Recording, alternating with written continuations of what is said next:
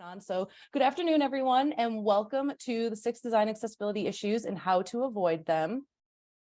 My name is Michaela Blackham, and I'm the accessibility and QA specialist at Atten Design Group. And I'm Ken Woodworth. I'm Atten's VP of Design and partner head of our strategy and design team.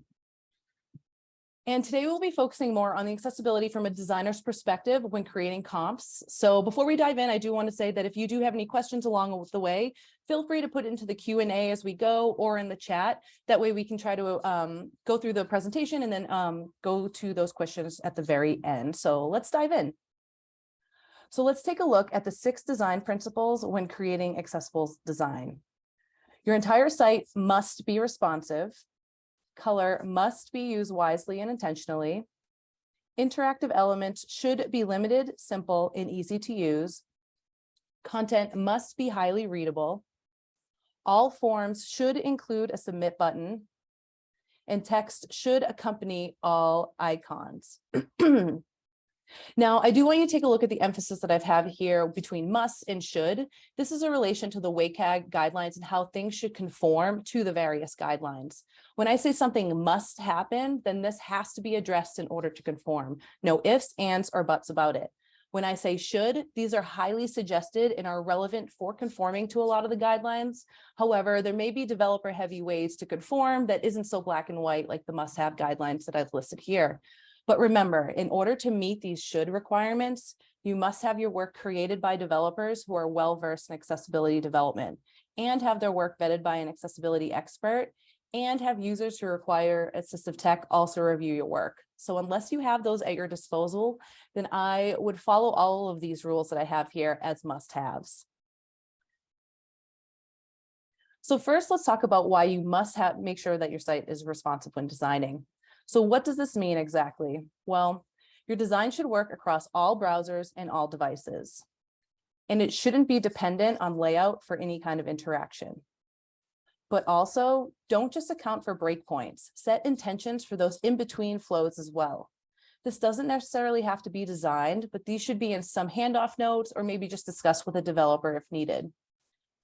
And we understand that scrolling is an everyday aspect of the web, of course, but users should never have to scroll horizontally to obtain any information.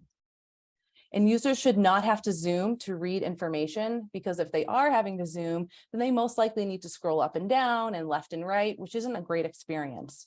However, this obviously doesn't account for anyone who has to use Zoom as their necessary assistive technology. And at that point, you have no control over the zoom aspect there. And finally, never design something that intentionally disables Zoom or forces a user into certain dimensions. Everything you create should be flexible, no matter what. So let's take a look at an example here. Hey, Michaela. I just started designing a homepage for a website that teaches users how to code. So I've created a desktop version of the design, and I think things are looking really great. I'm really focusing on this hero area. The navigation's still placeholder, but I'll get there.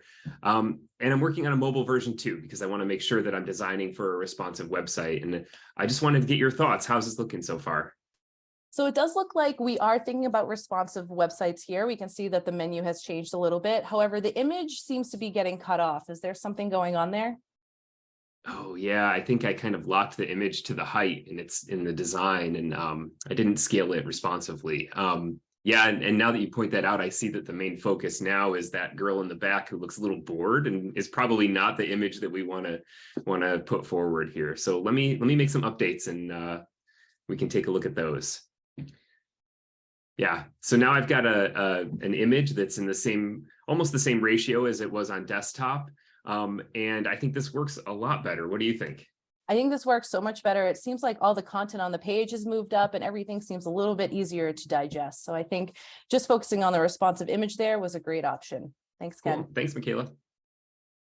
So you're going to get some of those little interactive pieces there to kind of see what's going on, just so hopefully it will help kind of you to digest all of this information. So why is it important to have a responsive website? Well, it's 2023 and we have mobile, tablet, laptop, and large desktop devices, all varying screen sizes and layouts.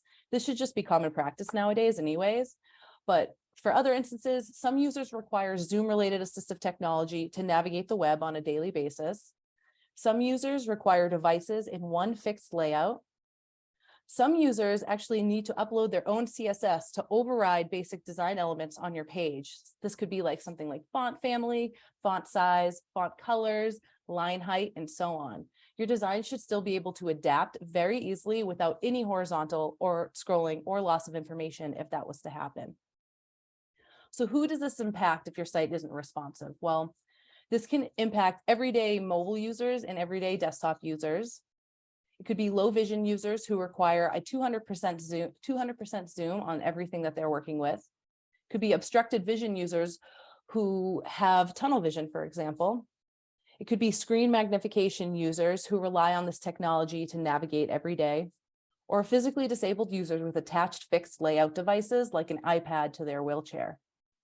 So we do want to know how to actually achieve this. So first, we want to make sure we do not force a user into a certain orientation. Everything should work on all browsers, all devices, and all orientations.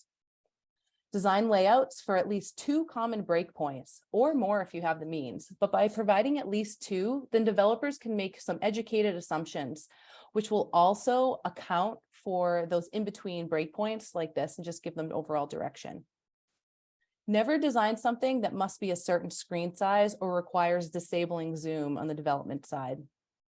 And according to WCAG guidelines, your design must work up to 200% of the original design and still be completely usable, meaning a user can zoom in on their browser of at least 200% and not have any horizontal scrolling or loss of information at all.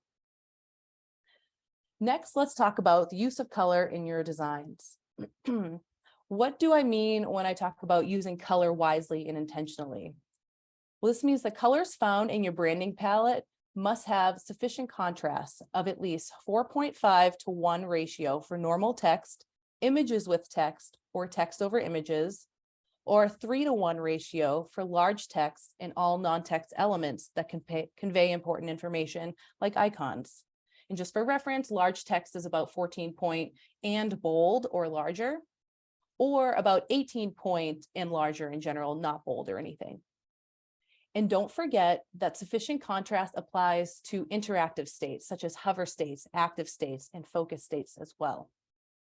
And another important part of accessible color is that color cannot be the only means of conveying important information to a user. So for example, an error on a form cannot just be outlined in red. There must be text or some kind of icon that accompanies that to signify an error, or a graph or chart that has a color key so that you can fully understand the content there. However, some users cannot distinguish any of those colors and therefore cannot interact with the information, or even just links in the body. If it changes a color, some users may not see that color change, which is why we underline text as links and why that's necessary for body links. So here's a quick example of what we're talking about. I'm going to hand it over to Ken. Hey, Michaela, I'm back.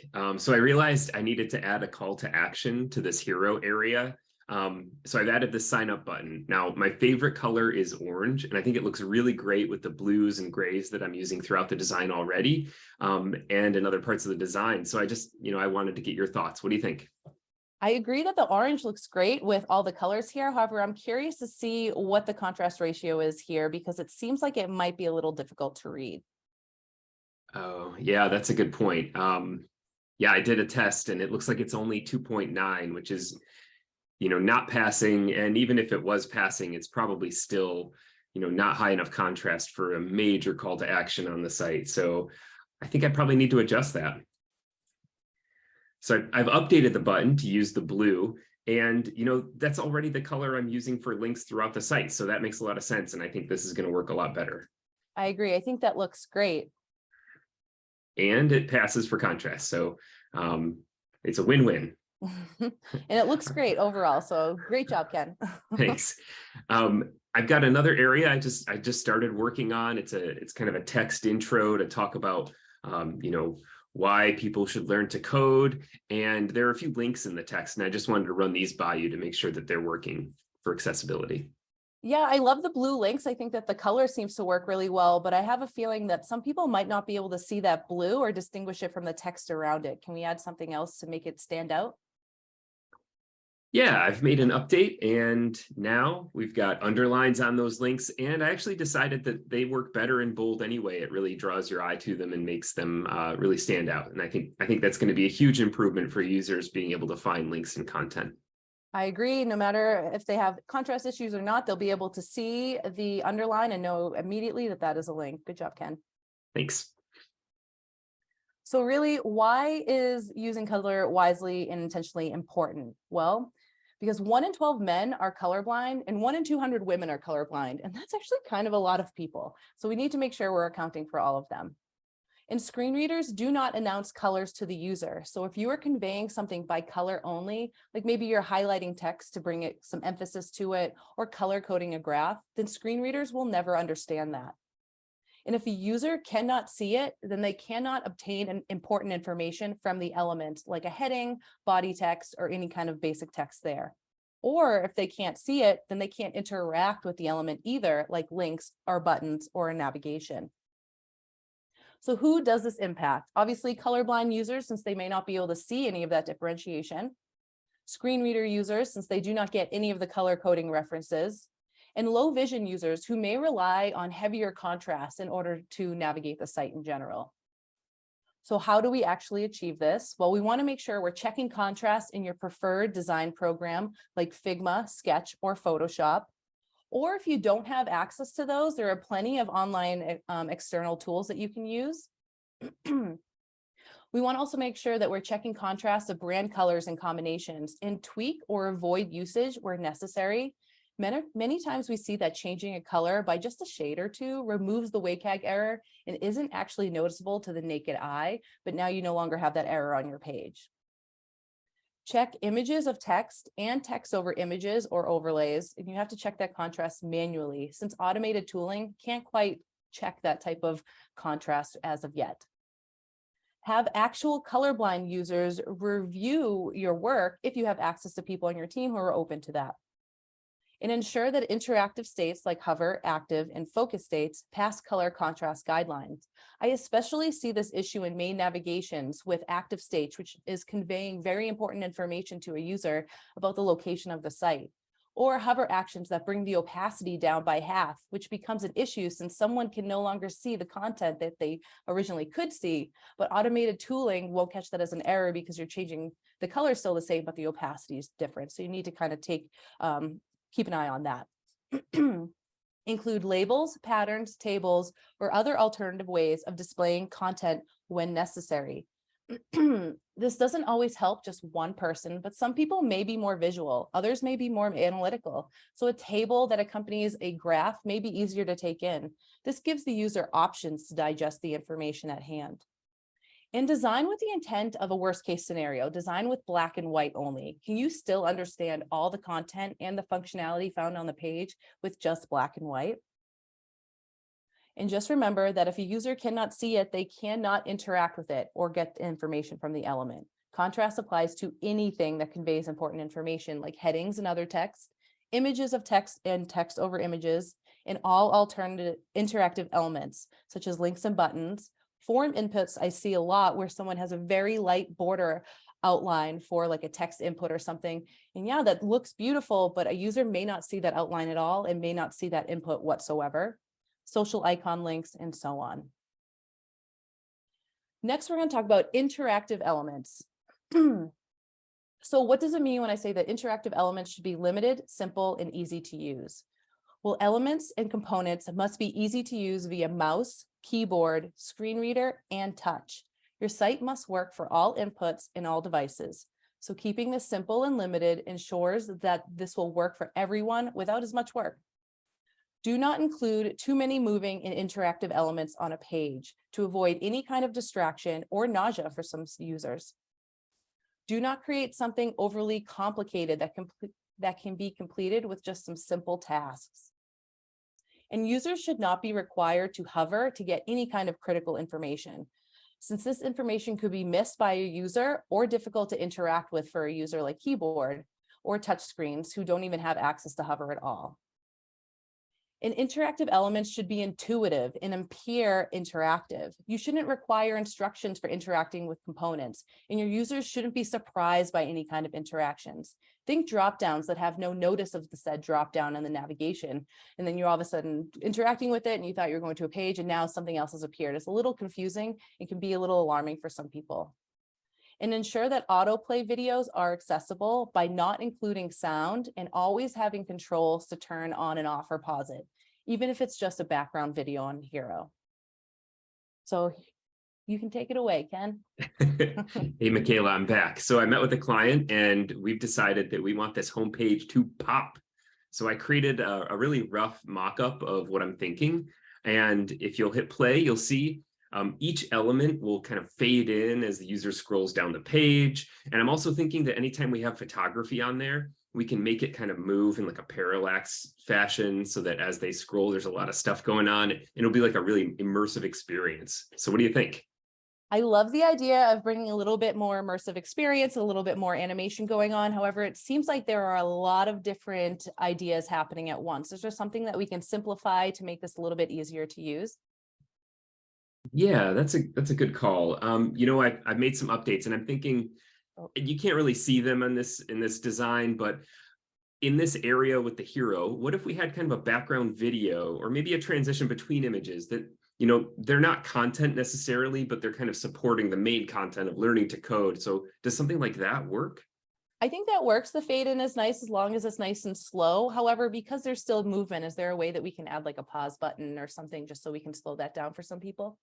Oh, totally. Yep. I've got room for that. I could put that in the bottom right of that area, and I think that would work just great. Great. Good call.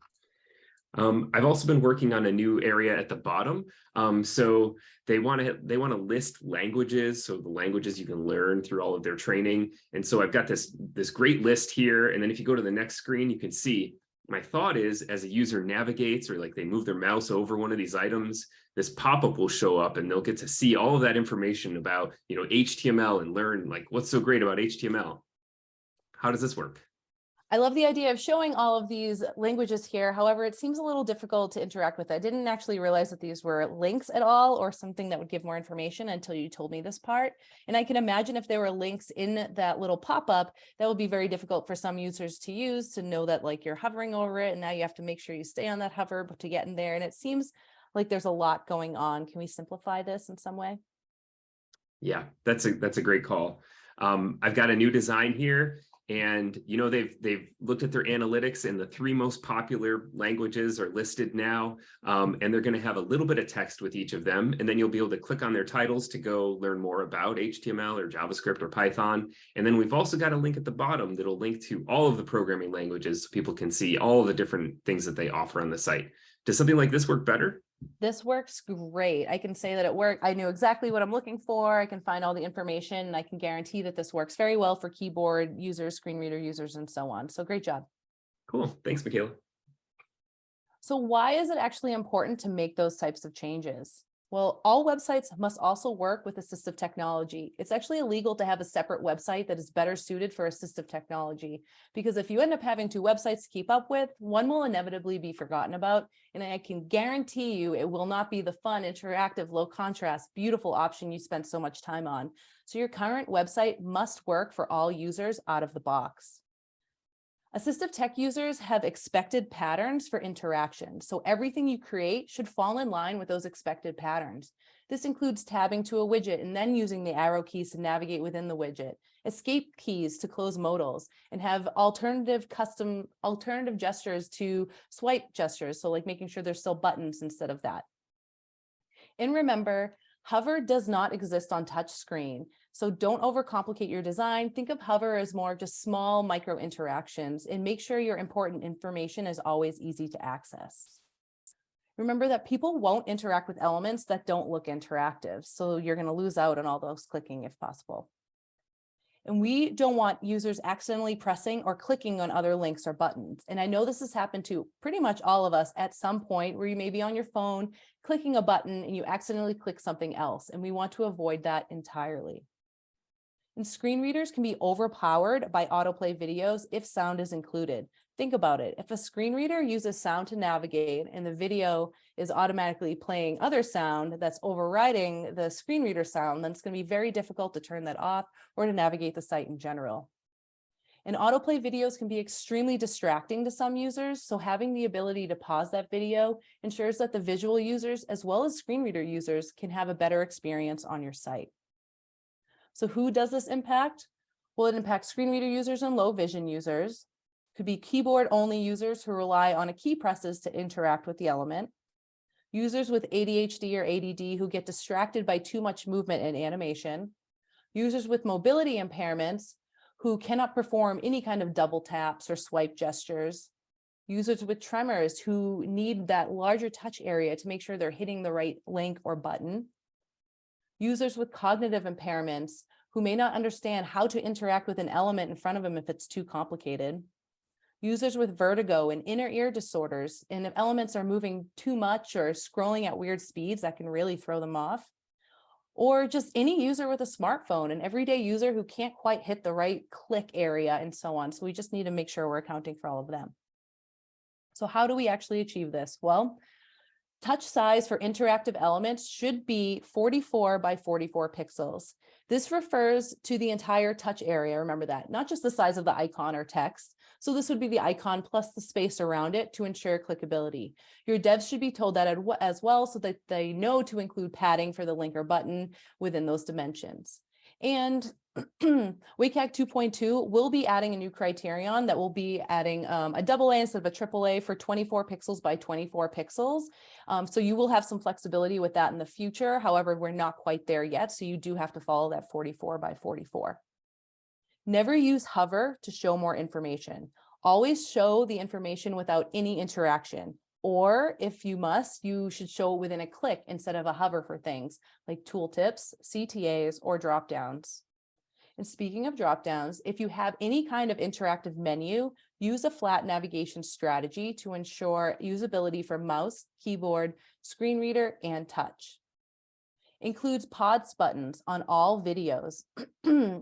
Even for background videos, the movement can be really distracting and cause distress for some users. Do not include sound with any videos on autoplay so you can ensure a good experience for screen readers on your site. Avoid swipe gestures since not everyone has the mobility to do those. Ensure it works with basic clicks and swipes as well. This includes slideshows on mobile, for instance. Don't get rid of those arrow buttons or the pager buttons. Some users can't swipe and they rely on those. Make all interactive elements appear interactive. Links should look like links. Buttons should look like buttons. Drop-downs buttons should tell a user that there's more information will appear and so on. And finally, ask yourself, can a custom overcomplicated feature be completed with just simple native elements? Native elements will always be the best bet when creating any interactive or JavaScript features.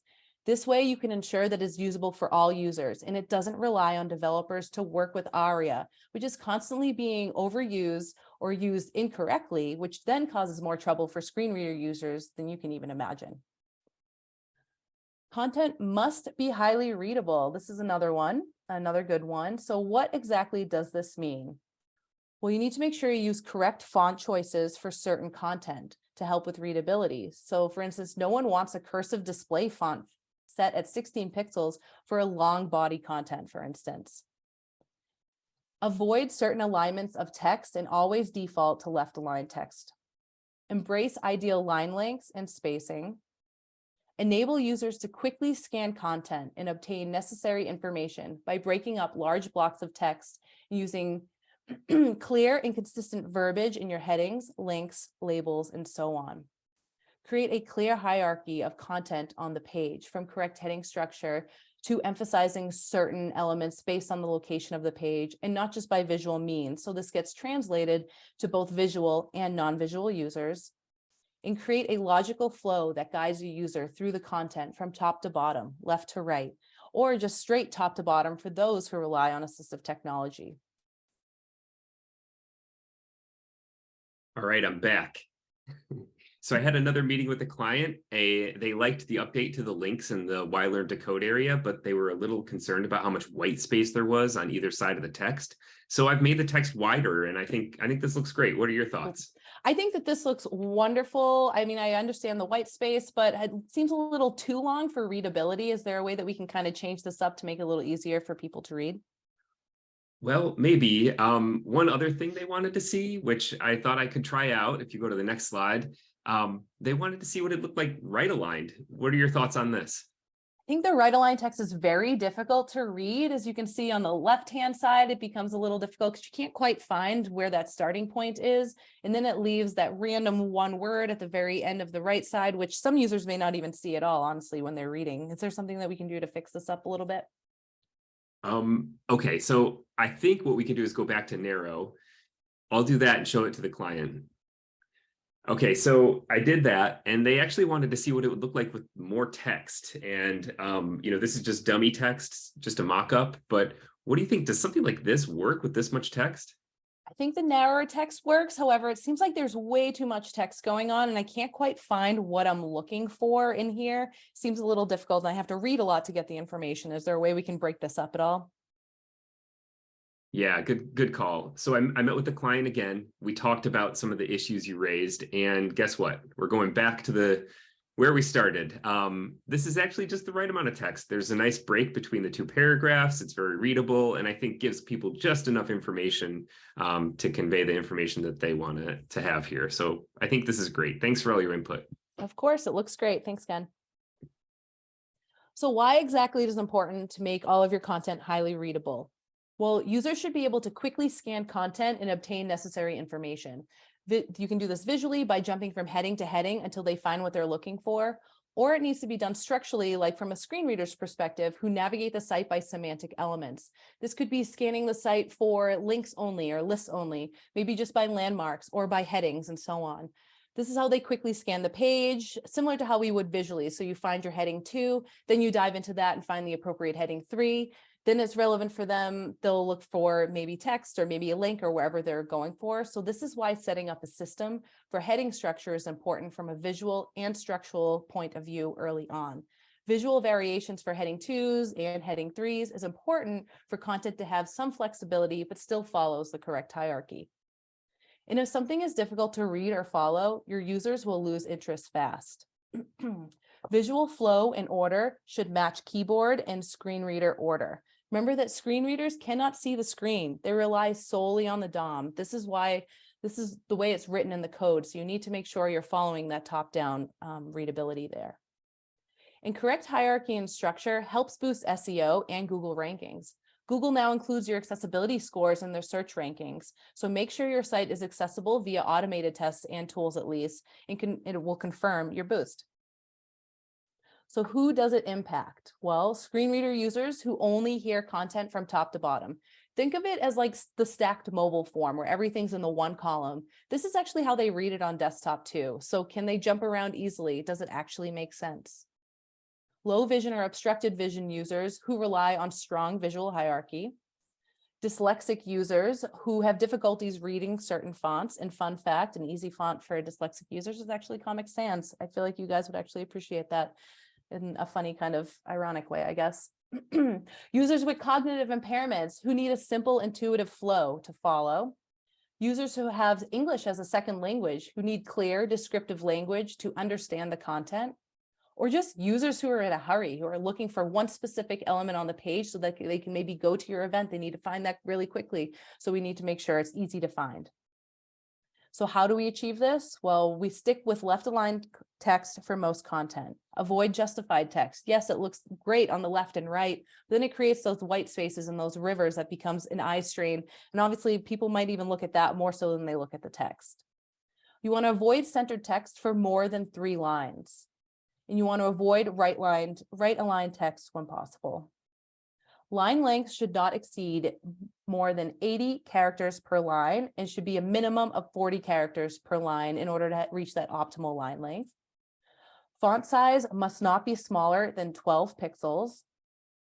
Line height must be at least 1.5 times the font size, and spacing that follows paragraphs must be at least 1.5 times the line height. So you can see there's a lot of direction there. Use descriptive headings to break up content. Avoid vague links like click here or learn more. Underline should be reserved for links only. If someone's seeing underline on the text, they're probably going to assume it's a link anyway.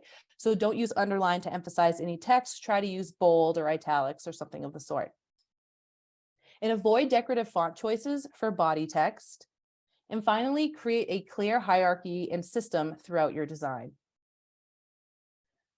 All forms should include a submit button. There's a lot we can talk about with forms, but I feel like this was probably the most important one I wanted to touch upon today. So what does it mean when I talk about including a submit button? Well, some kind of button should be available via mouse, keyboard, or touch at all times.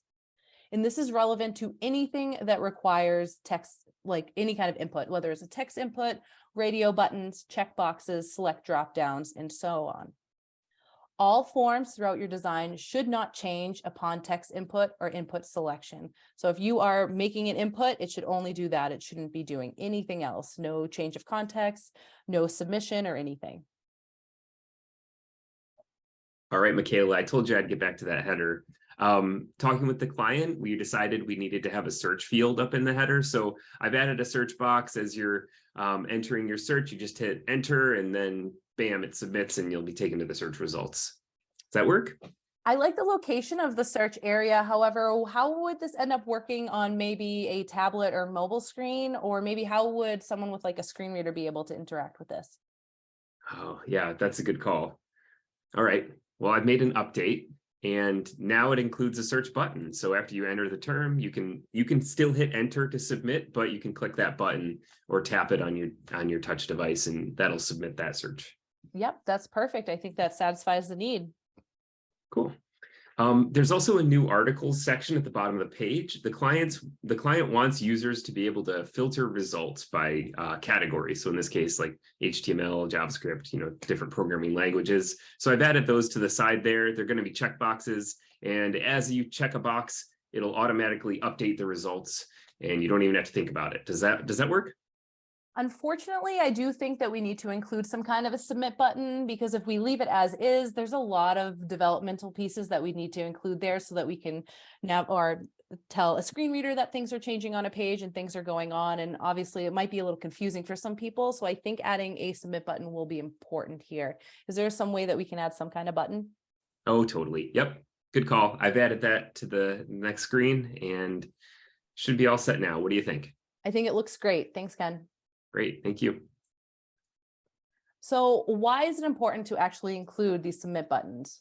Well, screen reader users must be alerted if content has changed. Just because it changes visually, has it actually been done programmatically? And users may accidentally choose the wrong option in a dropdown. And if this changes context or submits automatically, then this can be extremely annoying or problematic for some users, including visual users, screen reader users, and keyboard users. Help users avoid errors and unexpected interactions by having each form input and element do exactly as the user would expect. Selects should just be selects. Checkboxes should just be checkboxes, and so on.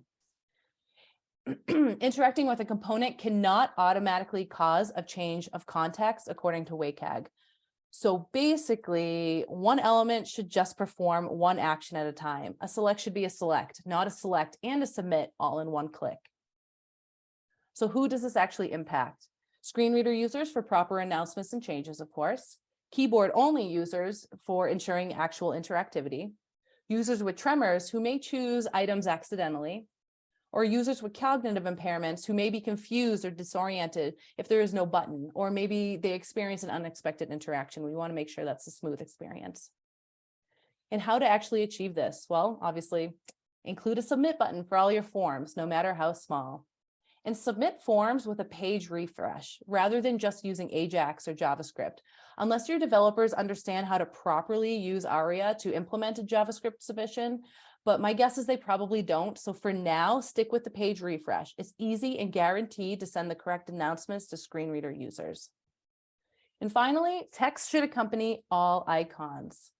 So what does this mean? Well, icons shouldn't be used as the only means of conveying or labeling important information. Seems pretty straightforward. Just make sure you have text with your icons.